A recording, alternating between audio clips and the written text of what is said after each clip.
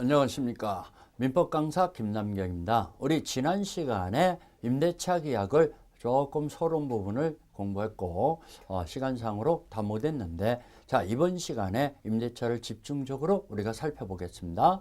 자, 민법 임대차에서는 두 문제 내지 세 문제가 출제되는데, 여러분들이 잘 정리해 놓으시면은 득점 부분이 되지 않냐 이렇게 봅니다. 자, 이 민법 임대차는 중요한 부분이 네 군데가 있다고 그랬어요. 자, 우리 비용상환 청구권, 임차인의 비용상환 청구권, 또 건물의 임차인의 부속물 매수 청구권, 토지 임차인의 지상물 매수 청구권, 그 다음에 임차권의 양도 전대차. 자, 이 네 군데를 잘 정리하시면은 여러분들이 두세 문제를 다 득점할 수 있다고 봅니다. 자, 우리 348페이지 우리 교재 348페이지에 임대차의 효력이다 해서 나오죠. 임대인은 권리 의무가 있는데 목적물을 사용시켜야 할 의무가 있죠. 목적물을 사용시켜야 할 의무가 있지만은 또 차임을 받을 권리가 생기는 거죠. 이런 것들이 권리 의무가 생긴다. 목적물의 인도 의무, 또 제3자가 방해하고 있어요. 그러면 임대인은 임차인이 사용시켜야 할 의무가 있기 때문에 제3자의 방해 제거를 시켜줘야 할 의무가 있죠. 방해 제거 의무. 자, 349페이지 수선 의무, 이게 중요하죠. 자, 임차물의 수선, 이 의무는 임대인에게 있는 거죠. 물론 이것은 강행 규정은 아닙니다. 의무 규정이죠. 약정이 있으면 약정이 우선하는데, 임차인의 수선 의무는, 임차 목적물의 수선 의무는 임대인에게 있다는 거. 임대인에게 있는데, 자, 이 임대인이 수선을 하는데도 사소한 부분, 손쉽게 고칠 수 있는 사소한 부분의 수선은 임차인에게 있다 그럽니다. 임차인에게 있고, 물론 특약을 맺어서 배제할 수도 있는 건데 임대인이 수선 의무를 지는 것이 원칙이죠. 수선 의무. 그러면 임차인이 수선을 해서 들어갔던 필요비가 있어요. 수선비용, 보존비용. 이 필요비는 발생 즉시 임대인에게 전액을 청구할 수 있다는 거. 발생 즉시 전액을 청구할 수 있다는 거. 여기 624조, 시험 문제 참 잘 나오는 조문입니다. 624조, 우리 교재 349페이지 제일 위에 624조를 보면은 임대물을 임대인이 보존에 필요한 행위를 할 때, 바로 수선 행위를 한다는 얘기죠. 보존 행위라는 얘기는 수선 행위를 할 때 임차인은 이를 거절하지 못한다. 다시 한번 얘기합니다. 임대인이 보존 행위, 수선 행위를 할 때 임차인은 거절하지 못한다는 거. 그러면 625조와 연결시켜야죠. 임차인의 의사에 반해서 임대인이 보존 행위를 한다고 그래요. 임차인의 의사에 반해서. 그러면은 임차인은 목적 달성이 불가능합니다. 임대차 계약을 해지할 수 있죠. 임차인이 목적 달성이 불가능합니다. 임대인의 보존 행위에. 그러면 임대차 계약을 임차인이 해지할 수 있다는 거. 자, 그런 것 좀 정리해 놓으시고. 자, 여기 626조 비용상환 의무라고 나오죠. 우리 임차인의 비용상환 청구권, 이거 좀 정리해 봅시다. 626조 임차인의 비용상환 청구권. 시험 문제 잘 나옵니다, 이거. 비용상환 청구권. 몇 가지 정리하면은 여러분들 것이 된다라고 볼 수 있죠. 비용상환 청구권. 자, 이 비용상환 청구권은 이거 의무규정이라는 거. 의무규정. 이걸 배제하는 특약을 맺었으면은 이건 없는 거죠. 배제 특약이 우선하죠. 그래서 임대차 기간이 끝나고 임차인의 비용으로 원상복구하기로 특약을 맺었다 이렇게 나와요. 원상복구하기로 특약을 맺었으면은 임차인의 비용상환 청구권을 포기한 것으로 본다. 원상복구하기로 특약을 맺었을 때는 임차인의 비용상환 청구권은 포기한 것으로 본다 그러죠. 그 다음에 이 비용상환 청구권은 필요비와 이익비가 있어요. 필요비, 보존비용, 수선비용을 얘기하죠. 이 임차인이 수선을 했어요. 그런 보존비용, 수선비용은 전액을 다 청구하죠. 발생 즉시부터 즉시 전액을 청구한다. 들어갔던 비용을 다 청구하는 것이 필요비죠. 발생 즉시. 그렇지만 이익비는 지출 비용이 있고 객관적 값어치가 편익이 증가가 되는 이런 증액이 있어야죠. 지출 비용에 증가액이 현존해야죠. 지출 비용은 있더라도 증가액이 현존하지 않으면은 증가액이 현존해야 한다는 거. 현존하지 않으면은 이익비상환 청구권은 안 생기는데, 아무튼간 증가액이 현존할 때는 이거 임대차가 종료 후에 행사하는 거죠. 자, 피리비는 발생 즉시 청구한다고 그랬어요. 그렇지만 이익비상환 청구권은 임대차가 종료된 후에 행사한다는 거 염두에 두셔야죠. 자, 그 다음에 세 번째. 이 비용상환 청구권은 모든 임대차에서 다 적용됩니다. 모든 임대차에 다 적용된다. 그래서 일시 사용 후 임대차에서도 적용됩니다. 물론 건물의 임대차나 토지 임대차, 동산 임대차 다 적용되죠. 우리 토지 임대차에서는 지상물 매수권권, 건물 임대차에서는 부속물 매수권이잖아요. 이 따로따로 적용되는 건데 비용 상환 청구권은 모든 임대차가 다 적용된다는 거. 그다음에 네 번째. 이것은 임차인의 채무 불이행으로 해지되는 경우도 인정됩니다. 바로 이기상 차임 연체. 이기상 차임 연체로 이 해지되는 경우 해지 시에도 인정된다. 비용상환 청구권은 인정되죠. 이기상 차임 연체돼서 채무불이행 사유로서 소멸되는 경우도 인정된다는 거. 자, 다섯 번째. 이 비용상환 청구권은 자, 우리 임대인에게 임차물을 반환, 목적물을 반환 후 6개월 이내 행사해야죠. 임대인에게 목적물을 반환한 후부터 6월 이내에 행사한다. 행사 기간이 6개월 이내에 행사해야 한다는 거. 물론 목적물을 반환하지 않고 비용을 받을 때까지는 다 못 내주겠다라는 유치권 주장도 할 수 있어요. 유치권이 발생하죠. 유치권이 발생하는 것은 임차인에게 임차 목적물 상에서 유치권을 주장할 수 있는 것은 세상에 이거 하나죠. 비용상환 청구권. 목적물과 관련성 있는 채권은 이거 하나밖에 없습니다. 비용상환 청구권은 유치권이 발생한다는 거. 자, 비용상환 청구권에 대해서 몇 가지 좀 정리해 놓으시기를 부탁드립니다. 저 문제가 잘 나오는 부분이니까. 자, 우리 책을 정리해 볼까요?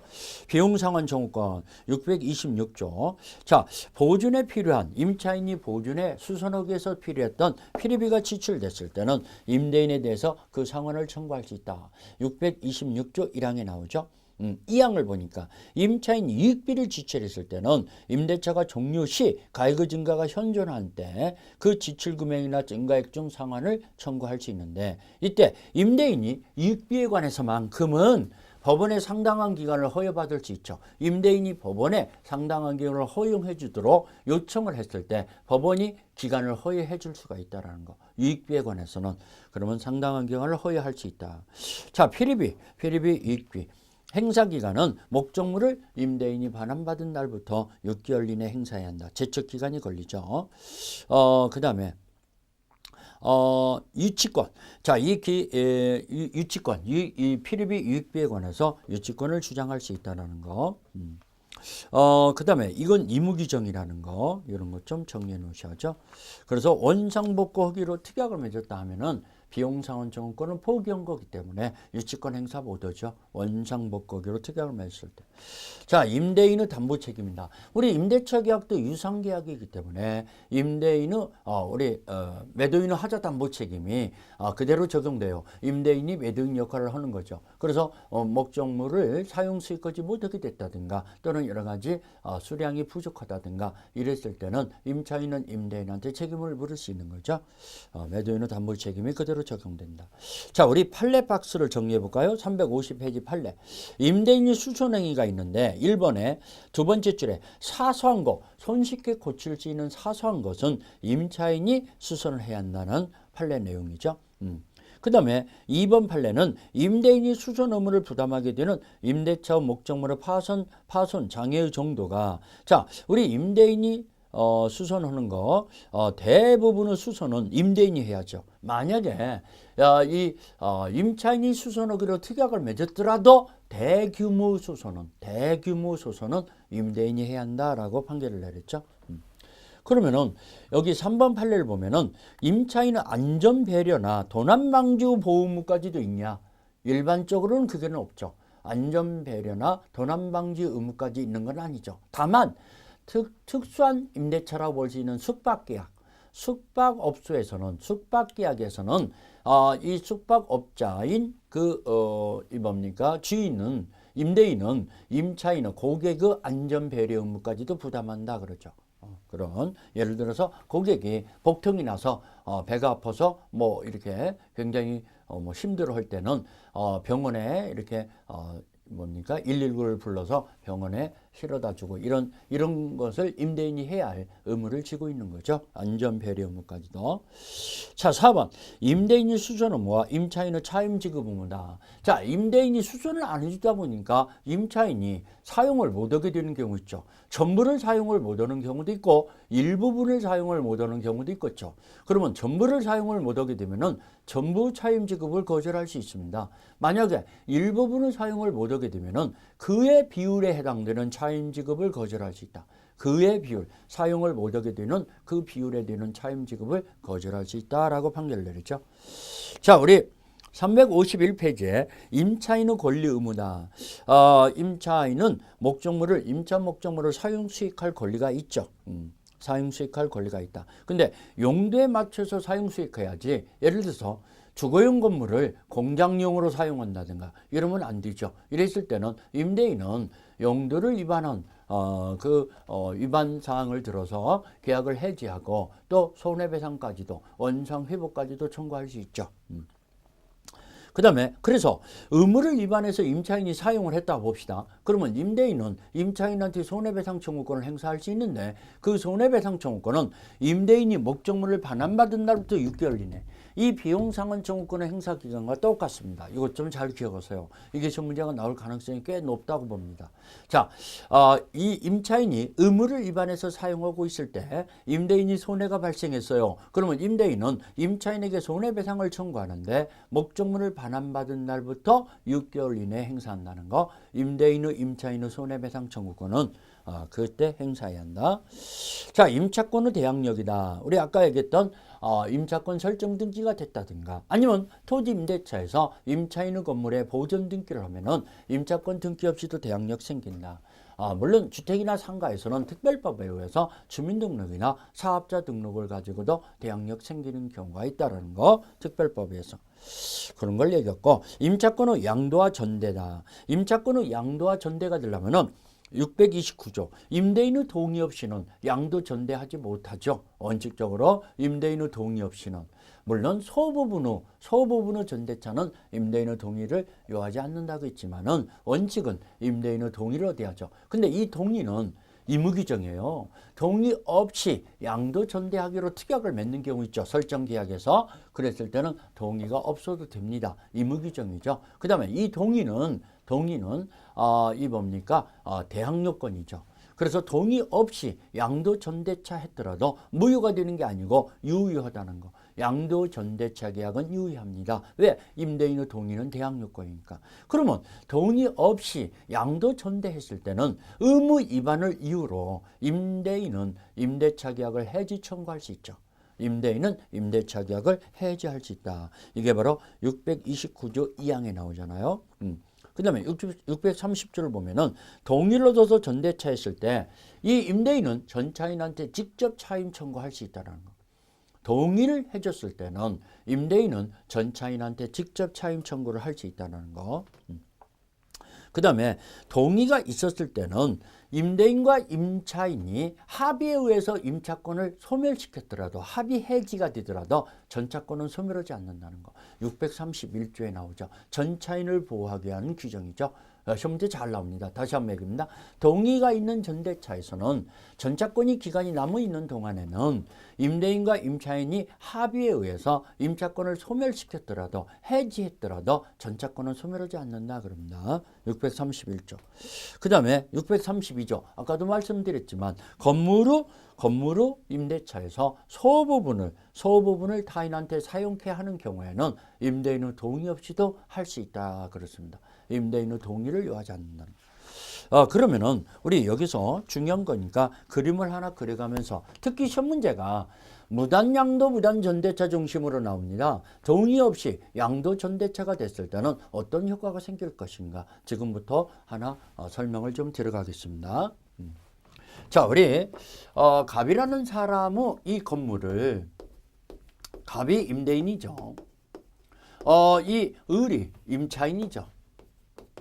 이 임차인이 임차권 범위 내에서 다시 양도나 전대차 계약을 체결할 수 있는데 양도라는 것은 뭐냐면은 임차권 자체를 넘기는 걸 양도라고 그러죠. 그러면 이 임차인은 임차권자에서 탈락되고 양수인만 임차권자가 되는 거죠. 그렇지만 전대차라는 것은 임대차 범위 내에서 또다시 임대차 계약을 맺는 거죠.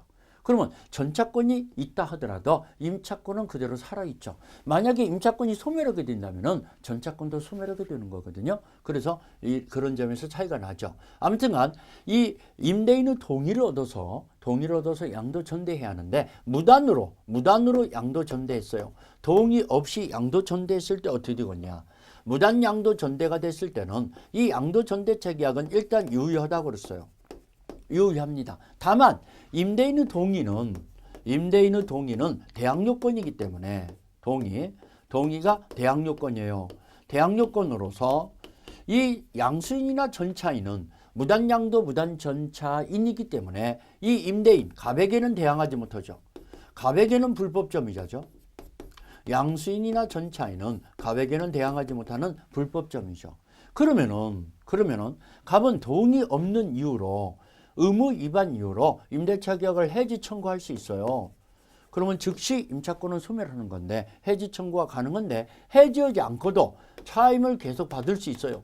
을이 사용을 않더라도 차임 청구는 여전히 존속하니까 이 갑은 병에게 불법점 이유로 자 이게 문제 잘 나오죠. 양수인이나 전차인에게 불법점 이유로 손해배상을 청구할 수 있냐 이겁니다. 손해배상 청구권이 없다라는 거. 손해배상 청구권 없다. 손해배상 청구권을 행사하지 못하죠. 왜? 차임을 받을 수 있기 때문에 갑에게는 손해가 발생하지 않는다고 해야죠. 그러면 갑은 병에게 부당이득 반환 청구할 수 있냐? 부당이득 반환 청구도 못 하죠. 부당이득 반환도 부정된다는 거. 손해배상 청구도 할 수 없고 부당이득 반환 청구도 할 수 없다라는 거. 왜? 갑은 여전히 을에게 차임을 받을 수 있기 때문에 손해가 발생할 여지가 없어요. 또 차임을 받는 한도에서 또 차임을 또 청구할 수는 없다는 얘기죠. 부당이득 반환 청구 부도고 그 다음에 이 무단 전차인이 여러분들 임대인의 동의를 얻어서 부속시킨 물건이나 이런 것들은 부속물 매수청권이 적법한 전차인이야 적법한 토지 전차인에게는 지상물 매수청권이 있다고 그랬어요. 전차인에게는 부속물 매수청권이나 지상물 매수청권이 있는데 무단 전대차에서는 이 부속물 매수청권 부속물 또는 지상물 매수청권 이게 없다라는 거. 부속물이나 지상물 매수청권이 무단 전차인에게는 없습니다. 그것 좀 주의하세요. 동의가 있을 때는 적법한 전대차에서는 이게 있는데 무단 전대차에서는 없다라는 거. 그러면 선생님 이 전차인은 여러 가지 손해가 발생할 수도 있겠네요. 예, 임대인의 동의를 얻지 않고 이렇게 전대차한 거에 대해서 임차인한테 책임을 물을 수 있죠. 그래서 담보 책임을 추궁할 수 있어요. 담보 책임을 추궁해서 이 전대차 계약을 해지하고 손해배상을 청구할 수 있죠. 담보 책임. 이 전대차 계약도 유상계약이니까 담보 책임을 물을 수 있다는 거. 양수인이나 전차인이 임차인한테 책임을 물을 수 있다. 그러면 임대인이 해지 청구가 가능한다겠는데 해지 후에는 자 임차인이 점유할 권리가 없죠. 그러면 해지 후에는 직접 자신에게 반환토록 이 전차인이나 양수인한테 반환 청구가 인정되죠. 자, 해지하지 않고는요. 직접 자신한테 직접 반환 청구를 못 하죠. 임차인한테 반환토록 청구하는 게 원칙이죠. 그런데 해지 후에는 임차인이 점유할 권리가 없어졌잖아요. 그렇기 때문에 자기 자신한테 직접 반환 청구를 할 수 있다는 거. 이 불법 양도, 불법 전대차를 이유로 무단 양도, 무단 전대차를 이유로 바로 이 반환 청구를 해지 후에는 자신한테 할 수 있다. 뭐 이런 경우는 그럼 어떻게 되냐? 임대인은 무단 양도, 무단 전대차에게 직접 차임 청구할 수 있냐 이겁니다. 동의가 있을 때는 이게 차임 청구가 가능해요. 근데 동의가 없는 무단 양도, 무단 전대차에서는 직접 차임 청구 못 하죠. 물론 임차인의 차임 청구권을 대의 행사하는 것은 가능하죠. 대의 행사는 가능하지만 직접 차임 청구는 못 한다는 거. 그런 것 좀 잘 정리해 놓으세요. 이게 바로 자, 우리 책을 보니까 352페이지에 자, 임차권 후 양도 전대에서 임대인의 동의 없이 무단 양도, 무단 전대자가 됐을 때 어떻게 되느냐. 거기 352페이지 기억번의 B번 무단 양도, 무단 전대가 금지되는데 했을 때는 임대인은 계약을 해지할 수 있다는 거. 소부분의 양도 전대는 자유롭게 동의 없이도 할 수 있다. 아까 설명한 거고. 자, 그런 걸 얘기했습니다. 임대인의 동의. 자, 무단 양도, 무단 전대의 법률 관계에서 제일 밑에 이 계약은 유효하고 임대인한테 대항하지 못할 뿐이다 하면서 여기서 중요한 것은 임대인이 이 양수인 전차인한테 손해배상 청구나 또는 부당이득 반환 청구할 수 없다는 거. 이게 핵심입니다. 이것 좀 잘 정리해주세요.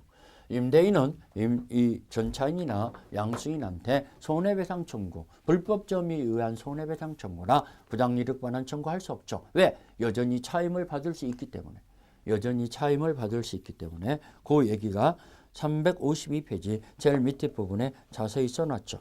자, 353페이지에 무단 전대차에서 나오고 동의 있는 양도 전대는 어떻게 되냐. 네, 1번. 동의가 있을 때는 이제 적법한 양수인, 적법한 전차인으로서 임대인은 직접 차임 청구할 수 있다고 그랬어요. 그런 것도 염두에 두시고.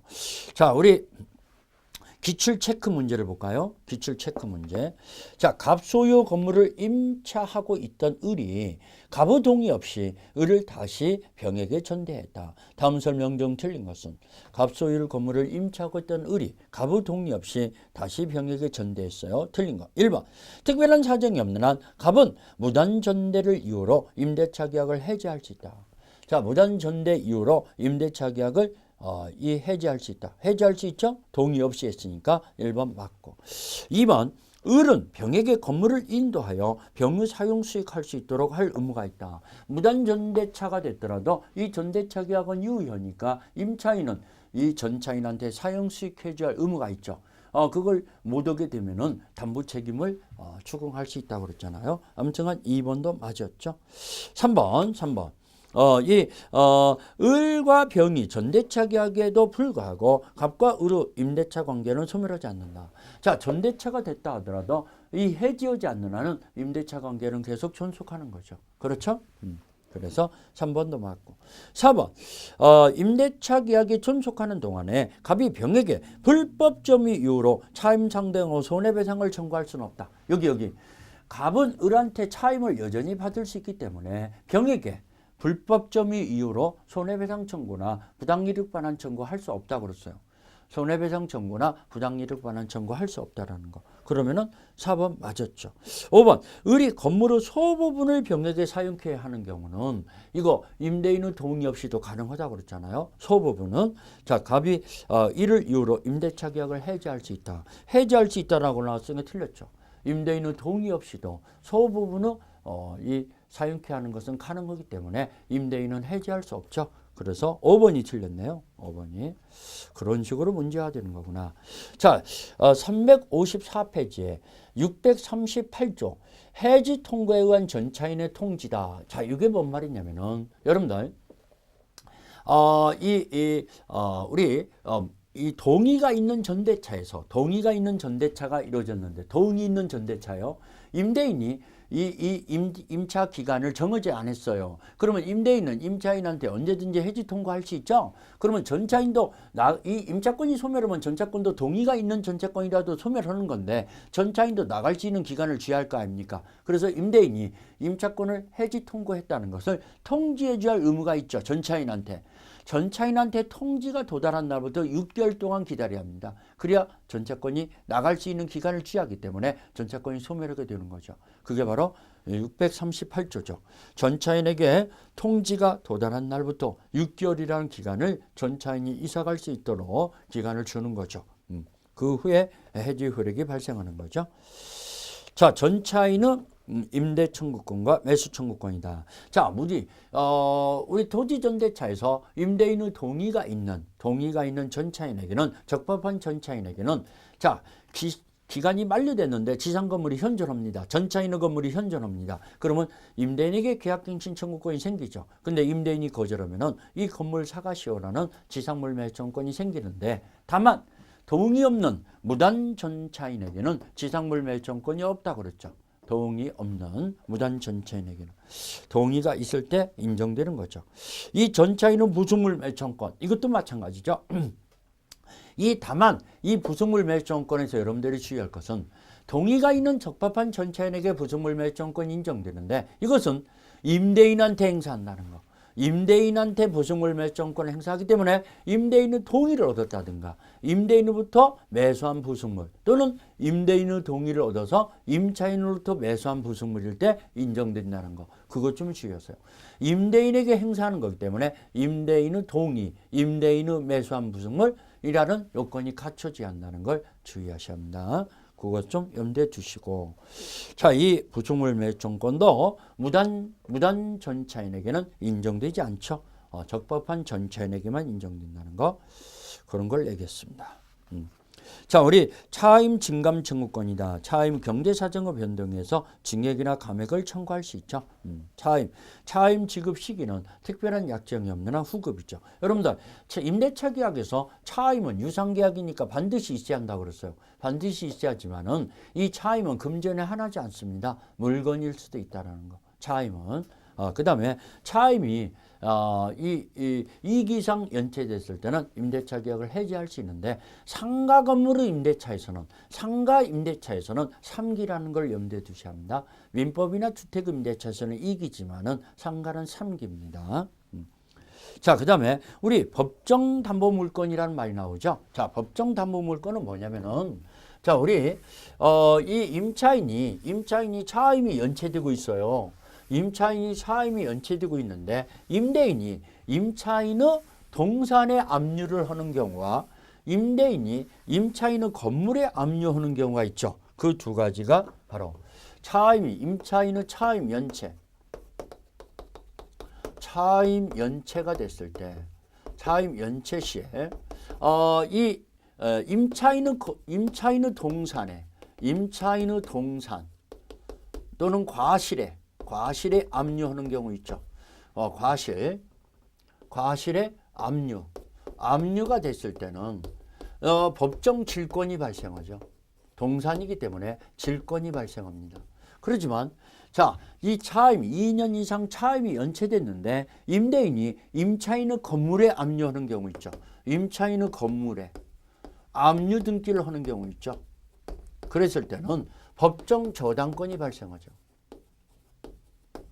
자, 질권은 임차인의 동산이나 과실에 압류했을 때는 질권이 발생하지만, 건물에 압류했을 때는 저당권이 발생하는구나. 이 저당권은 설정 등기가 있어야 저당권이 발생한다는 거 여러분 잘 아시잖아요. 근데 등기 없이도 발생하는 게 세상에 이거 하나밖에 없어요. 등기 없이도. 자, 저당권은 약정담보물권이기 때문에 설정계약과 등기가 있어야 발생하는 것이 원칙이잖아요. 근데 법률 규정상 저당권이 발생하는 건 세상에 이거 하나밖에 없습니다. 이걸 법정저당권이라고 그러죠. 등기 없이도 발생한다는 거 염두에 두십시오. 그래서 법정담보물권을 설명했죠. 이 법정질권은요, 일시사용의 임대차에서는 적용되지 않죠. 법정질권은 일시사용의 임대차. 357페이지에 차임 연체에 의한 해지다. 2기 이상 차임 연체될 때 해지할 수 있다는 거. 그 다음에 임차물의 보관 의무다.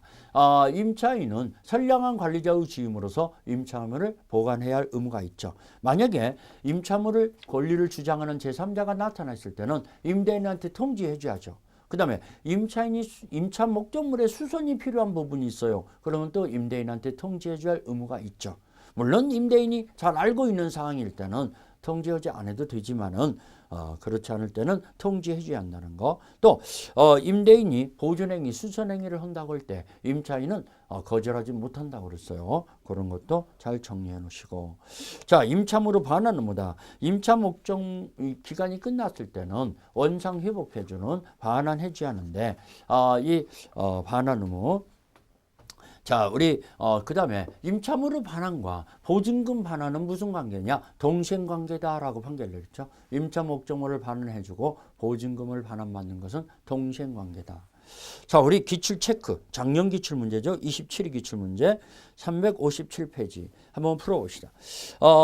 임차인의 부속물 매수 청구권과 비용 상환 청구권에 관한 설명 중 옳은 것은 유익비 상환 청구권은 임대차 후 종료 시 행사할 수 있다. 자, 임대차가 종료했을 때 행사하는 것이 네 가지라고 그랬잖아요. 유익비 상환 청구권, 임대 보증금 반환 청구권, 부속물 매수 청구권, 지상물 매수 청구권. 이 네 가지가 임대차 후 종료 시 행사한다고 그랬어요. 그러면은 1번 맞았죠. 2번, 그럼 답이 1번 나와버렸네요. 너무나 쉽네요. 1번. 2번, 부속된 물건이 임차물의 구성 부분으로 일체가 된 경우. 자, 구성 부분이 됐으면은 이건 비용 상환 청구권의 대상이지 부속물 매수 청구권의 대상이 아니죠. 부속물 매수 청구권은 구성 부분이 아닌 독립한 물건이야만이 부속물 매수 청구권의 대상이거든요. 그러면은 구성 부분이 됐을 때는 임차 그 목적물과 일체가 됐을 때는 비용 상환 청구권의 대상입니다. 일체가 된 경우 특별한 사정이 없는 한 부속물 매수 청구권의 대상이 된다. 틀렸죠. 독립한 물건이야만이 부속물 매수 청구권의 대상이라는 거. 3번, 임대차 기간 중에 부속물 매수 청구권을 배제하는 당사자 약정은 임차인에게 불리하더라도 유의하다. 틀렸죠. 자, 우리 부속물 매수 청구권이나 지상물 매수 청구권은 강행 규정입니다. 비용 상환 청구권은 의무 규정이지만 부속물 매수 청구권, 지상물 매수 청구권은 강행 규정이기 때문에 임차인에게 불리한 약정은 무효가 됩니다. 임차인에게 불리한 약정은 무효가 됩니다. 그럼 거꾸로 얘기하면 임차인에게 유리한 약정은 유효하죠. 임차인에게 불리한 약정은 무효가 되는 강행 규정이라는 거. 자, 4번. 일시 사용을 위한 것임이 명백한 임대차의 임차인은 부속물 매수 청구권을 행사할 수 있다. 자, 일시 사용 후 임대차에서는요, 653조를 보면은 이 인정되지 않는 경우가 많죠. 자, 우리 일시 사용 후 임대차에서 인정되지 않는 것이 여러 가지가 있는데 차임 증액 청구권, 차임 증감 청구권, 그다음에 이익 이상 차임 연체했을 때 해지 청구권, 그 다음에 우리 법정 칠권이나 부속물 매수 청구권 또는 강행 규정인 것들은 다 일시 사용 후 임대차에서는 적용 안 되죠. 우리 주택임대차보호법이나 상가 건물 임대차에도 일시 사용 후 임대차에서는 적용이 배제된다라고 규정이 됐잖아요. 적용되지 않습니다. 그래서 4번도 틀렸고. 5번, 이익비 상환 청구권은 임대 목적물을 반환받은 날부터 1년 이내 행사해야 한다. 6개월이라고 아까 정리해드렸죠. 6개월. 임대인이 목적물을 반환받은 날부터 6개월 이내 행사해야 한다 이래야죠. 1년이라고 나왔으니까 5번 틀렸습니다. 그러면 지금 우리 문제에서 옳은 걸 고르라 했으니까 1번만이 답이죠. 나머지는 다 틀렸네요. 자, 그 다음에 우리 보증금 및 권리금이다 해서 보증금. 자, 우리 권리금에 대해서는요, 상가건물 임대차 보호법에 작년 2015년도에 신설 들어갔으니까 그쪽에서 공부하는 거고, 이 민법 임대차에서는 권리금을 그쪽으로 넘기고 보증금에 대해서만 정리하기로 합시다. 자, 보증금 계약은 임대차 계약하고 종된 계약이죠. 임대차 계약하고 종된 계약으로서 제3자가 제공한 보증금일 수도 있어요. 꼭 임차인이 제공한 보증금에 한하지는 않습니다. 자, 그 다음에 이 보증금 계약은 요물계약이 원칙이죠. 보증금을 지급함으로써 성립하는 계약이 원칙이죠. 물론 약정에 의한 낙성계약으로 할 수도 있습니다. 약정에 의한 낙성계약. 원칙은 요물계약이다. 자, 이 보증금 임대차 계약과 동시에 체결하는 건 아니죠. 임대차 계약이 체결되고 난 다음에 보증금 계약을 체결해도 된다는 거. 그 다음에 이 보증금은 임대차 계약하고 종된 계약이니까 임대차 계약이 유효하게 성립해야 보증계약도 유효하지. 만약 임대차 계약이 무효 취소되면 보증금 계약도 따라서 무효가 된다고 봐야죠. 자, 보증금의 효력이다. 임대차 후 존속 중에 임대인은 보증금에서 차임 충당이 자유롭죠. 자유롭지만은 이 임차인은 보증금이 있다는 이유로 차임 지급을 거절하지는 못하죠. 임차인은 보증금이 존재한다는 이유로 차임 지급을 거절하지는 못한다는 거. 자, 임대차 기간이 끝났을 때 보증금 반환과 임차물의 반환은 동시행관계다 그랬습니다. 그래서 보증금 반환 시까지는 임차 목적물의 반환을 거절할 수 있는 항변권이 생기는 거죠. 동시행관계. 잘 밑에 줄에 써 있죠. 여기서 여러분들이 꼭 좀 주의할 것은 시험 문제 잘 나오는 게 이거죠. 이 보증금 반환 채권과 임차 목적물과는 결련성이 없기 때문에 결련성이 없습니다. 없기 때문에 보증금 반환 채권을 가지고 임차 목적물의 유치권 행사 못한다는 거. 유치권은 성립되지 않는다는 거. 이것이 문제 참 잘 나옵니다. 동시행 항변권은 주장할 수 있어도 유치권은 성립되지 않는다는 거 꼭 좀 주의하세요.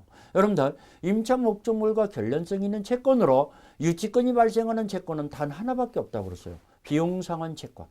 비용상환 채권에서만 유치권을 행사할 수 있지 나머지 채권에는 유치권 성립이 안 됩니다. 유치권이 성립이 안 된다는 거. 그래서 염두에 두시기 부탁드립니다. 자, 359페이지. 우리 임대차의 종료다. 임대차가 종료, 기간이 만료돼서 종료되는 거. 그 다음에 기간이 해지 통고. 자, 우리 기간이 약정이 없는 경우나 또는 해지할 권리를 보류했다든가 임차인의 파산 선고. 이게 또 중요하죠.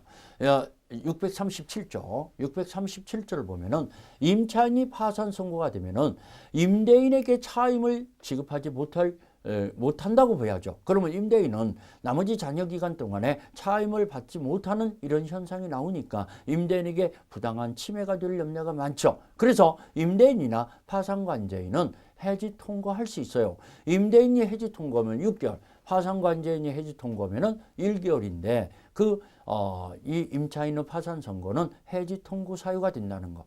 여기에서 꼭 좀 하나 좀 잃어버리지 말 것은 이때 임차인의 파산 선고로 해지가 되는 경우는 각 당사자는 양당사자는 손해배상 청구를 할 수 없다는 거. 임대인도 임차인한테 손해배상 청구 못하고 임차인도 임대인에게 손해배상 청구할 수 없다는 거. 양당사자는 손해배상을 청구할 수 없다는 거 꼭 염두에 두십시오.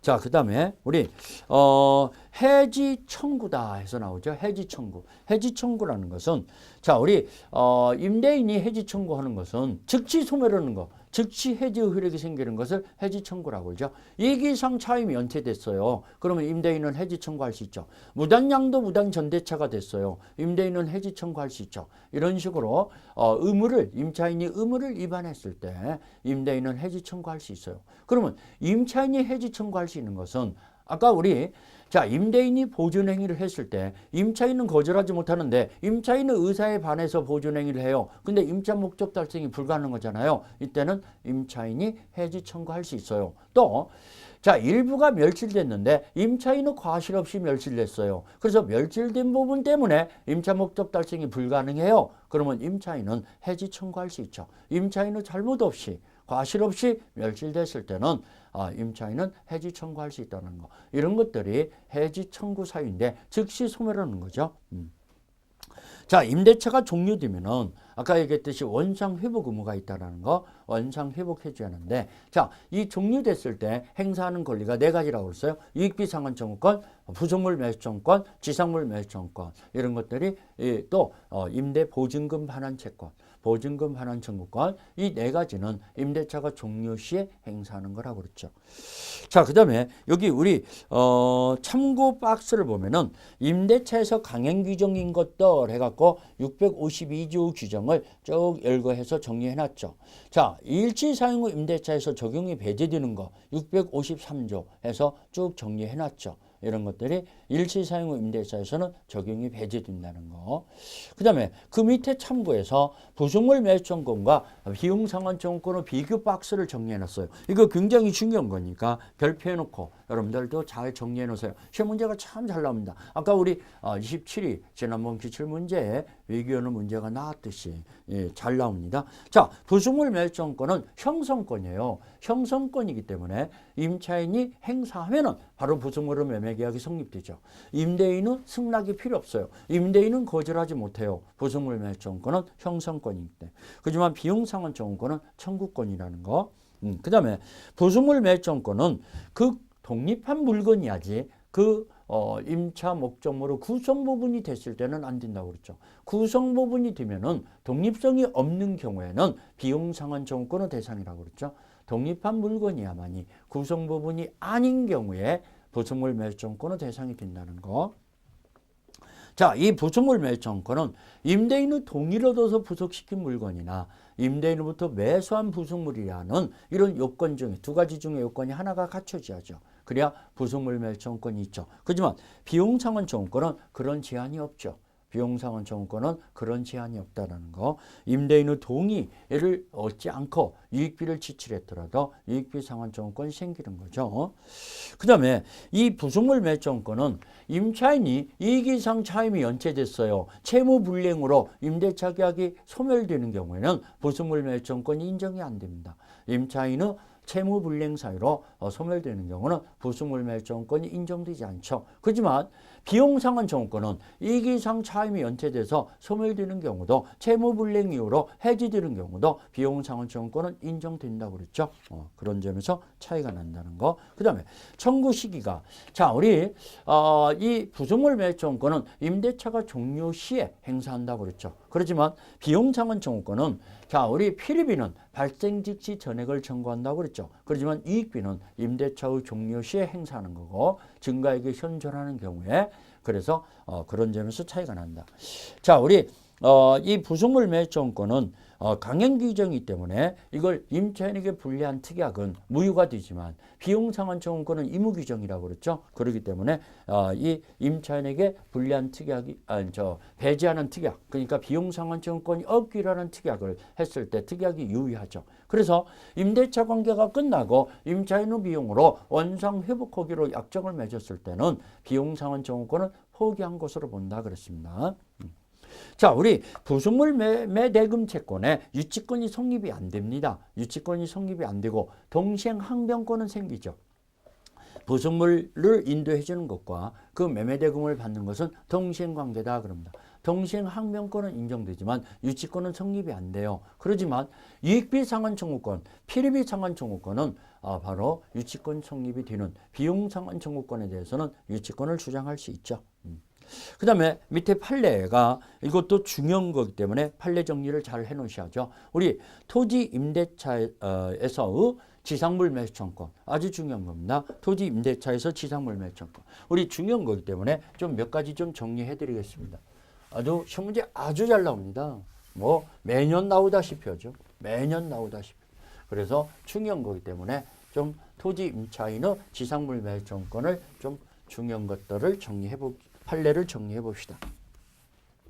자, 우리 토지 임대차에서 임대차의 임차인, 토지 임차인에게만 인정됩니다.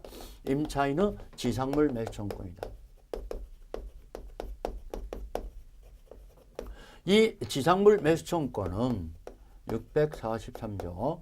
자, 이건 임차인에게만 인정되지 임대인에게는 인정이 안 됩니다. 꼭 좀 주의하세요. 여러분들 지상권에서 지상물 매수청권은 지상권자에게도 있지만 설정자에게도 있다고 그랬어요. 지상권자도 지상물 매수청권 행사할 수 있고 설정자도 지상물 매수청권 행사할 수 있는데 이 임대차에서는 임차인에게만 인정돼요. 임대인에게는 인정되는 게 아니라는 거 주의하세요. 지상물 매수청권.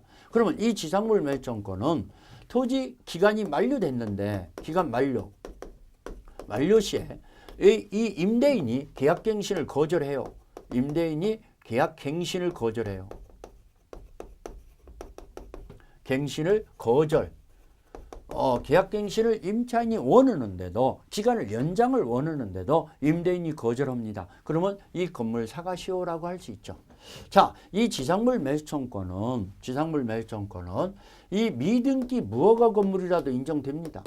무허가 건물도 인정되고 이 임대인에게 경제적 효용이 없어. 임대인은 철거할 계획이에요. 그래도 인정되죠.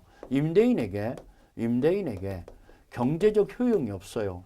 경제적 효용성이 없는 경우에도 인정된다.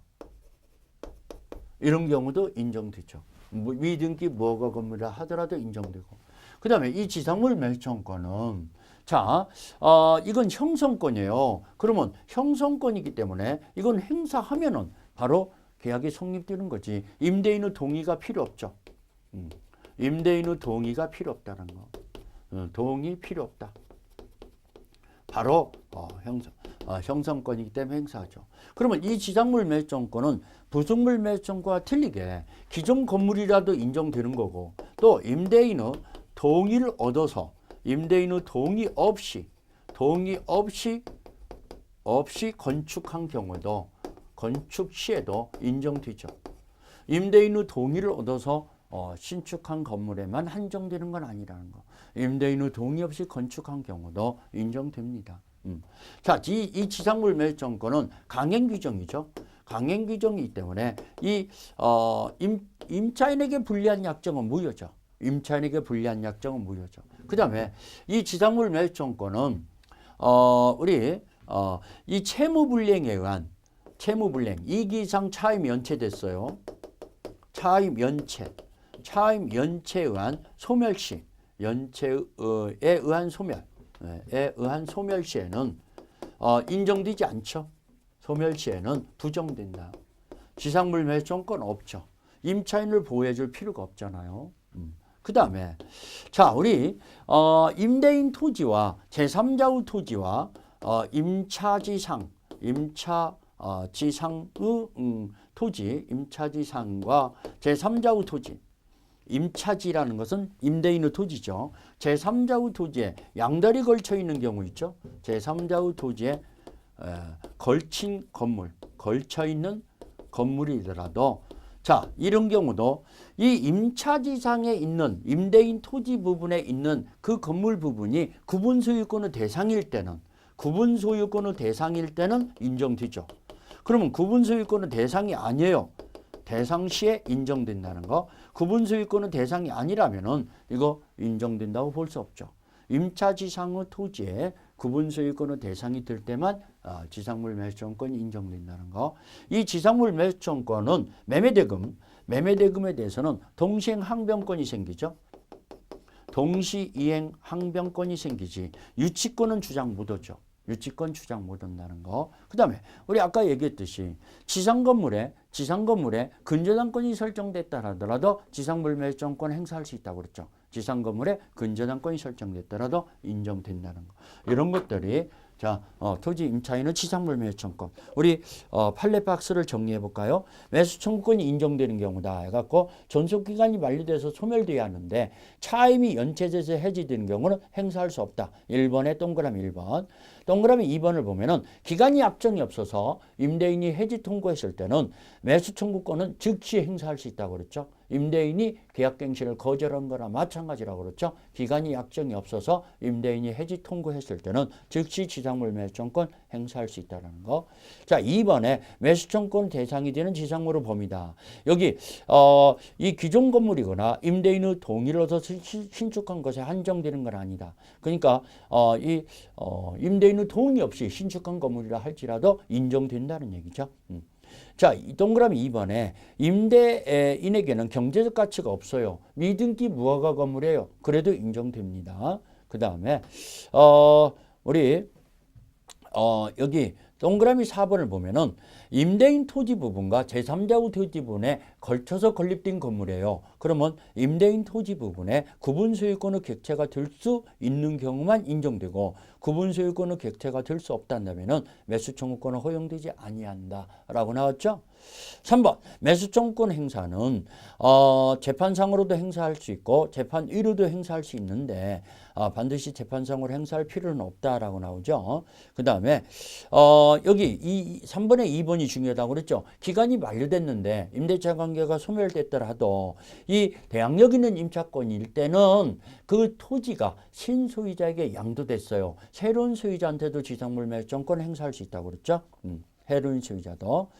자, 그런 거 얘기했고 이 지상물 매수청구권은 현시가의 지상 건물의 매매 대금이 된다라는 거. 근저당권이 설정돼 있을 때는 그 피담보 채권을 공제한 그걸 말소해 줄 때까지는 임대인은 대금 지급을 거절할 수 있을 뿐이지 공제한 금액이 매매 대금이 된다 이러면 틀리죠. 공제한 금액이 매매대금은 아니죠. 현시가가 매매대금이라는 거 그런 것 좀 염두에 두시고 그러다 보니까 우리 민법의 임대차 계약을 정리했어요. 민법의 임대차 계약은 두 문제 내지 세 문제가 나오는데 우리 네 군데에서 중요하다고 그랬죠. 네 군데가 임차인의 비용 상환 청구권 이것 좀 내용을 우리 칠판에 써드렸잖아요. 잘 정리해 놓으시고 그 다음에 건물이나 공작물 임대차에서 부속물 매수청권 그 다음에 우리 토지임대차 마지막에 토지임대차에서 지상물 매수청권 이것이 상당히 판례 중심으로 시험 문제가 나옵니다. 그 다음에 마지막으로 임차권의 양도전대차가 됐을 때는 임대인의 동의가 있는 경우와 동의가 없이 양도전대한 경우 두 가지를 나눠서 비교해야 하는데 동의 없는 양도전대차가 더 시험 문제는 자주 출제되고 있죠. 아무튼간 이 내용들을 중심으로 정리하면은 크게 큰 문제가 없을 것이라고 봅니다. 자, 여러분들 이 다음 시간에는 민사특별법을 정리해 드리겠습니다. 민사특별법이 5가지가 있잖아요. 그걸 하나하나 차근차근 잘 정리해 놓으시기를 부탁드립니다. 자, 언제나 최선을 다하는 민법 강사 김남경이었습니다.